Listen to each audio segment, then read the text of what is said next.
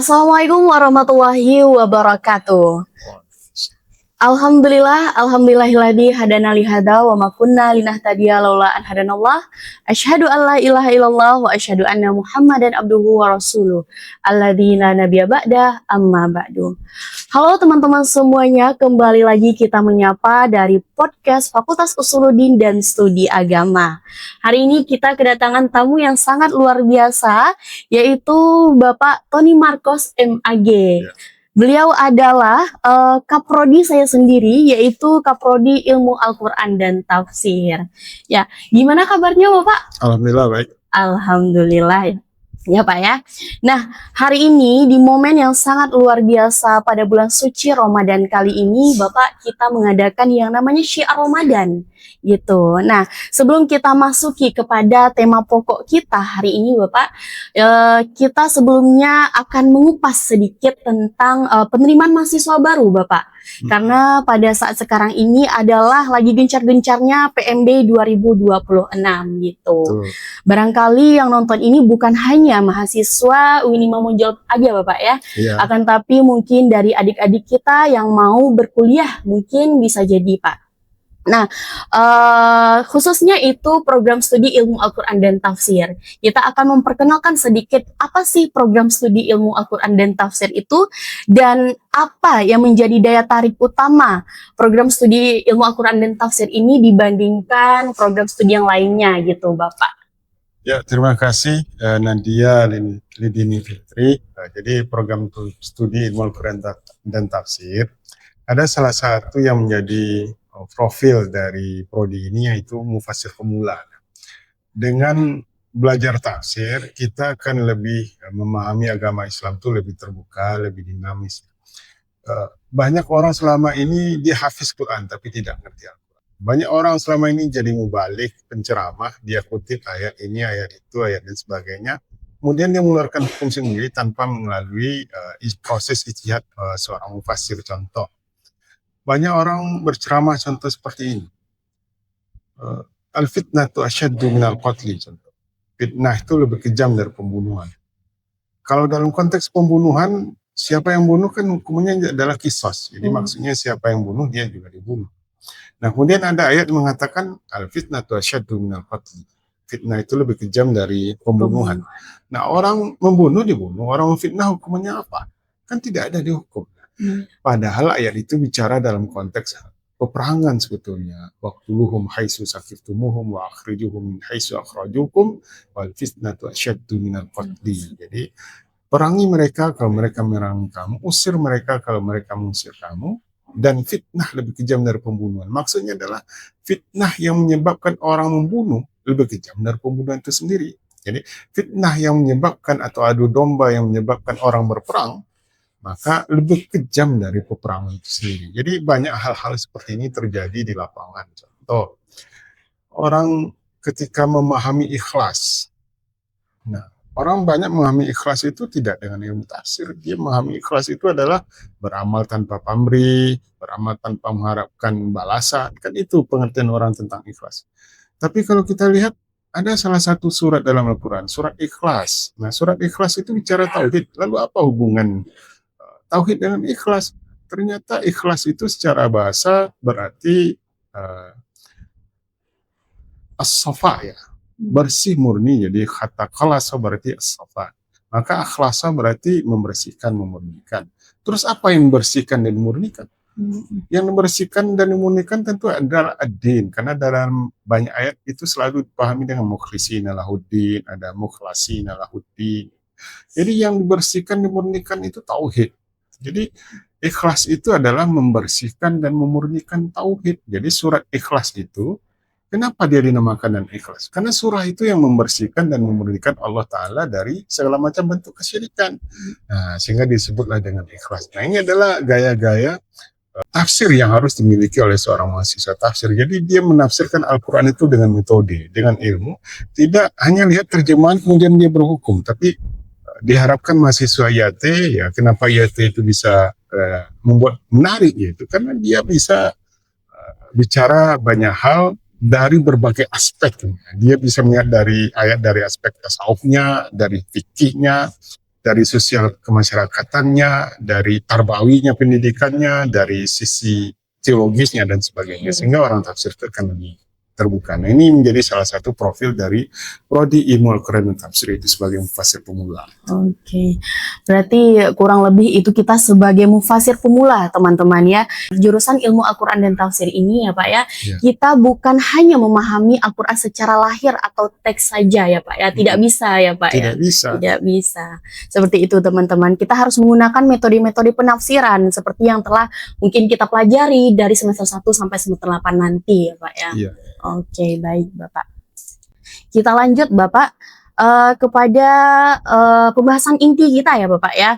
Pada pembahasan inti kita hari ini yaitu puasa perspektif ilmu Al-Quran dan tafsir. Jadi bagaimana sih ilmu Al-Quran dan tafsir ini memahami atau berbicara tentang puasa gitu Bapak ya.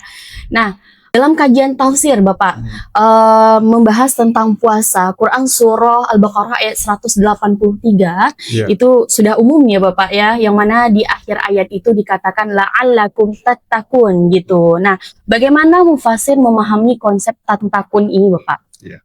Jadi untuk melihat penafsiran dari la'allakum tattaqun, kita tidak bisa lepas dari ayat sebelum dan ayat sesudah. Ayat sebelumnya itu bicara soal kisos. Soal kisos itu maksudnya adalah orang yang membunuh harus dibunuh. Setelah bicara soal kisos, dia bicara soal wasiat. Setelah itu dia bicara soal puasa. Maka kalau kita lihat munasabahnya, apa hubungan ayat puasa dengan kisos? Kisos itu kan penebusan dosa. Maka sesungguhnya la'allakum tattaqun itu adalah kita diharapkan dengan puasa itu kita bisa menebus dosa-dosa kita. Lalu apa hubungannya dengan wasiat? Wasiat itu orang yang berpikiran jauh melampaui zamannya. Orang yang berpuasa yang sukses la'allakum tattaqun itu adalah orang yang bisa berpikir meninggalkan masanya. Jadi dia berpikir maju sehingga bisa melihat ke depan. Nah, kemudian dia bicara soal puasa la'allakum tattaqun. Jadi yang dipanggil itu kan ya ayyuhallazina amanu kutiba alaikumus syiyam. Kenapa yang dipanggil kaum beriman? Banyak orang puasa dia tapi kadang sholat atau sholatnya putus-putus. Nah, beriman juga kan. Jadi kenapa ayat itu diungkapkan dalam bentuk fi'il, ya ayyuhallazina amanu, ya karena maksudnya adalah fi'il itu kan proses. Orang yang sedang berproses ya. Jadi wahai orang-orang yang sedang memproses keimanan, diwajibkan puasa. Jadi mudah-mudahan dengan puasa ini keimanannya bertambah dan terus bertambah. Tujuannya apa? La'allakum tattaqun. Masih dalam bentuk kata kerja juga, fi'il juga. Mudah-mudahan kamu memproses diri menuju ketakwaan. Ini nggak bisa dijamin orang berpuasa langsung menjadi bertakwa, tidak mungkin. Karena sudah beberapa tahun dia puasa, udah bertakwa belum? Kadang malah menurun, kadang ada yang naik, kadang banyak yang turun gitu. Jadi proses bertakwa. Nah, ditambah dengan kata la'alla yang berarti mudah-mudahan. Jadi cuma dalam kaidah tafsirnya adalah kaidah laita dan la'alla itu. Kalau dia dikaitkan dengan Allah, itu berarti dia adalah lil mas'alatil qat'iyyah, pasti.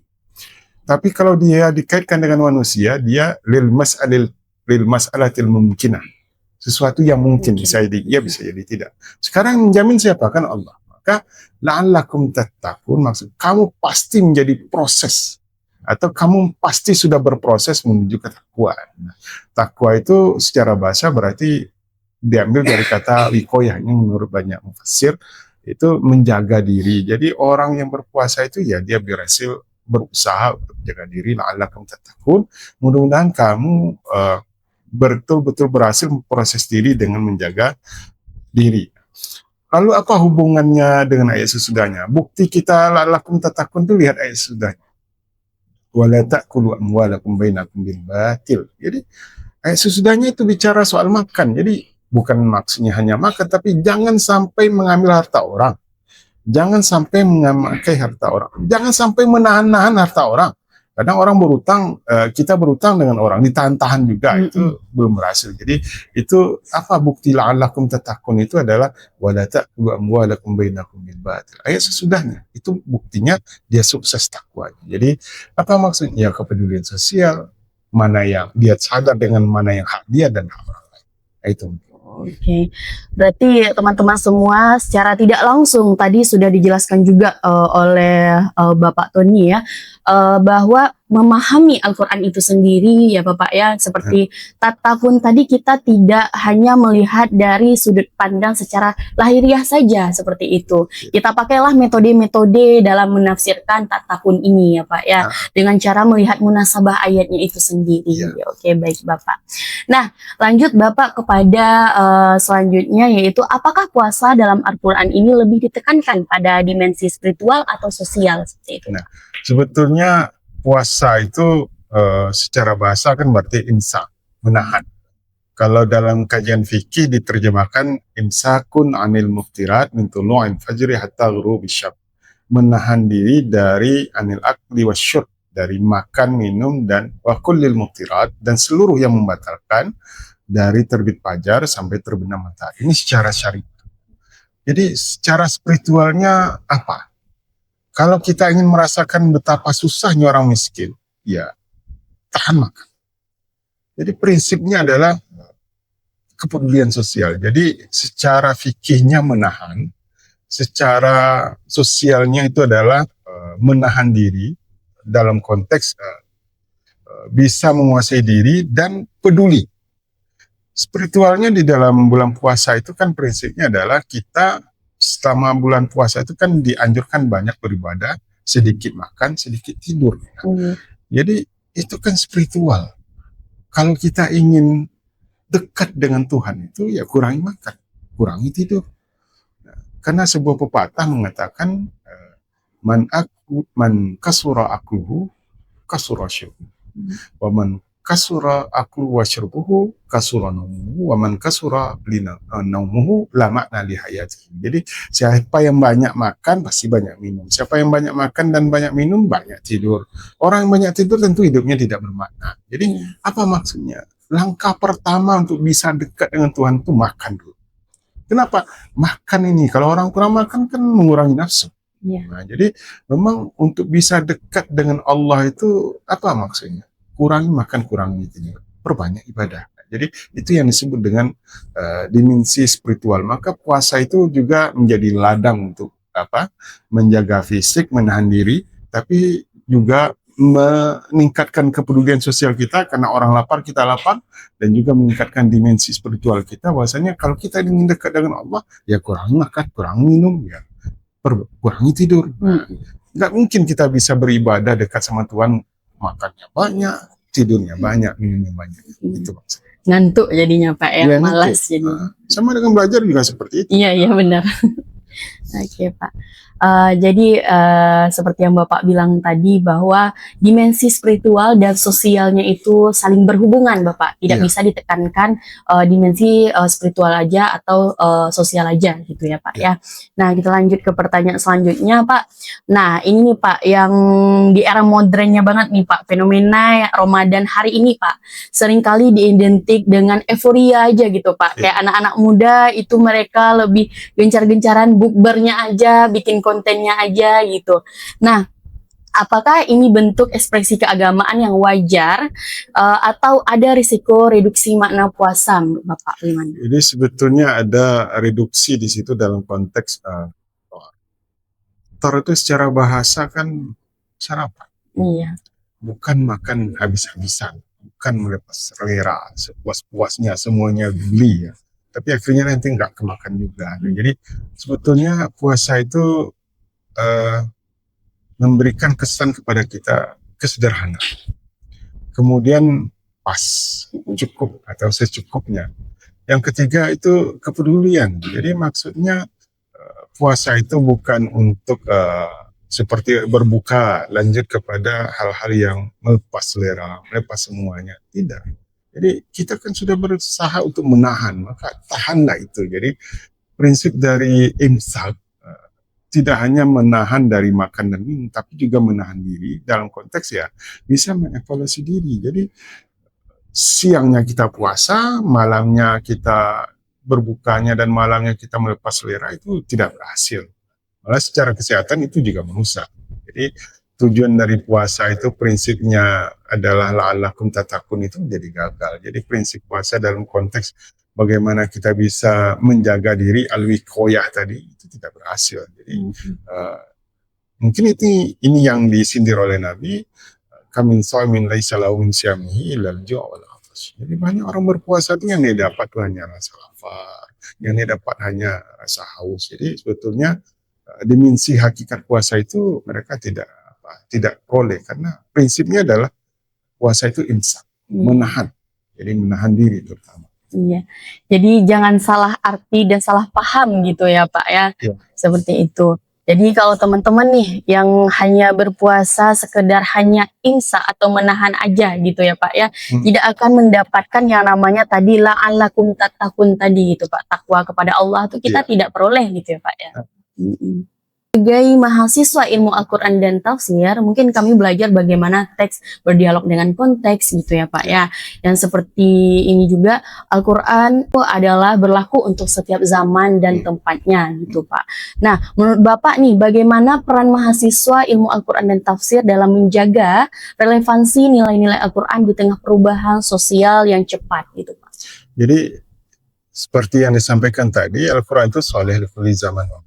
Al-Quran itu bicara untuk semua orang, dan Al-Quran itu bicara untuk seluruh zaman. Maka kita mengharapkan mahasiswa IAT ini, produk-produk dari ilmu Al-Quran dan tafsir ini nanti menjadi juru bicara di masyarakat.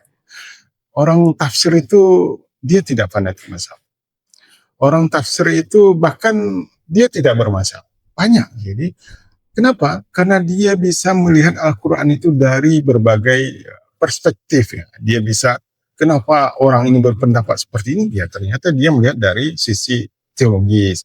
Orang ini berpendapat seperti ini adalah dimensi sofistik. Ini dimensi fikih. Ini sosial kemasyarakatan. Ini politik. Ini pergerakan. Jadi dimensi-dimensi yang kita sebut dengan alwan tafasir, corak-corak tafsir itu menjiwai mahasiswa IAT. Maka mahasiswa IAT itu menjadi dinamis, menjadi eksklusif, tidak eksklusif ya, dia bersifat inklusif, terbuka dengan perbedaan, moderat. Jadi mahasiswa IAT itu akan bisa mendamaikan dunia. Jadi kita mengharapkan mahasiswa IAT itu adalah orang yang bertugas mendamaikan dunia, sehingga Islam itu serasa nyaman, bahagia dan membanggakan. Berarti secara tidak langsung Bapak kami itu adalah sebagai penengah ya Pak ya, sebagai penengah dari keadaan sosial ya Pak ya. Oke, baik. Mungkin untuk yang terakhir Pak, ada closing statement dari Bapak barangkali? Ya, prinsipnya karena kita adalah prodi ilmu Al-Quran dan tafsir, tentu kita memakai prinsip yaitu closing statement kita adalah khairukum man ta'allama al-Quran wa 'allamahu. Jadi sebaik-baik kamu adalah orang yang mempelajari Al-Quran kemudian disebarluaskan kepada masyarakat. Oke, baik Bapak. Jadi teman-teman semua dapat kita simpulkan ya diskusi kita pada hari ini, yaitu bahwa puasa itu bukan hanya menahan haus dan lapar saja ya Pak ya, tetapi membentuk karakter yang la'allakum tattaqun tadi dan membentuk moral serta sosial kita ya Pak ya. Mungkin hanya itu, saya selaku host pada hari ini Nadia Lidini Fitri pamit undur diri, wabillahi taufik wal hidayah, wassalamualaikum warahmatullahi wabarakatuh. Waalaikumsalam.